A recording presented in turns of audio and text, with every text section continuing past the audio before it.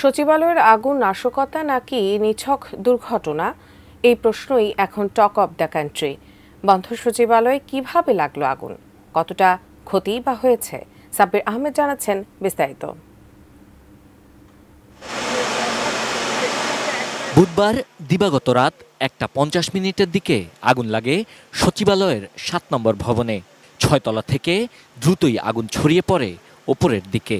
সচিবালয়ে সীমিত জায়গা এবং সরু গেটের কারণে আগুন নেভাতে বেগ পেতে হয়েছে ফায়ার সার্ভিসকে। ফায়ার সার্ভিসের 19 ইউনিটের চেষ্টায় 6 ঘন্টা পর সকাল 8টার পর আগুন নিয়ন্ত্রণে আসে। বেলা 12:15টায় পুরোপুরি নেভানো হয় আগুন। তার আগেই পুড়ে যায় ডাক ও টেলিযোগাযোগ, সড়ক পরিবহন ও সেতু, যুব ও ক্রীড়া, স্থানীয় সরকার ও পল্লী উন্নয়ন এবং শ্রম ও কর্মসংস্থান মন্ত্রণালয়ের নানা গুরুত্বপূর্ণ নথি। আগুন নিয়ন্ত্রণের কাজে গিয়ে ট্রাক চাপায় নিহত হন firefighter Sohanuzzaman Nayan. Double million offer Walton fridge কিনে পেতে পারেন 20 লক্ষ টাকা, রয়েছে কোটি কোটি টাকার নিশ্চিত উপহার। ঠিক কী কারণে এই আগুন লাগলো তা স্পষ্ট করে জানাতে পারেনি ফায়ার সার্ভিস। ক্ষতিগ্রস্ত হয়েছে 6, 7, 8, 9ও আমাদের এখন কাজ চলছে। 3টা জায়গায় একসাথে আগুনের ইয়েটা দেখা গেছে। এটা অনেক সময় হয় কি, যখন স্পার্কিং হয়, যদি বিদ্যুৎ লাইনে শর্ট সার্কিট হয়, এটা হতে পারে। সকালেই ঘটনাস্থল পরিদর্শন করেন স্বরাষ্ট্র উপদেষ্টা অবসরপ্রাপ্ত লেফটেন্যান্ট জেনারেল জাহাঙ্গীর আলম চৌধুরী।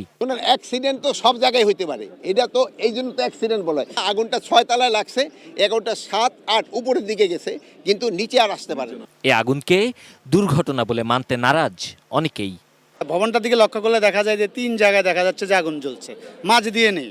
এটা কিভাবে সম্ভব? এটা দেখে মনে হচ্ছে যে এটা কোনো নাশকতা। কে করছে ওটা আইনের লোক যারা আছে তদন্ত করবে, দেখবে। হয়তো এখানে অনেক দুর্নীতি কাগজপত্র ছিল, নথিপত্র ছিল, সেইগুলো হয়তো নথিপত্র গায়েব করার জন্যই এই শেখ হাসিনার দোসররা এই কাজটা করেছে।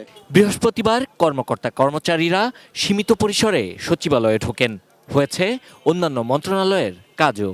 তবে সংবাদ মাধ্যমের কর্মীরা সচিবালয়ে ঢুকতে পারেননি। বাড়ানো হয়েছে সচিবালয়ের আশপাশের নিরাপত্তা।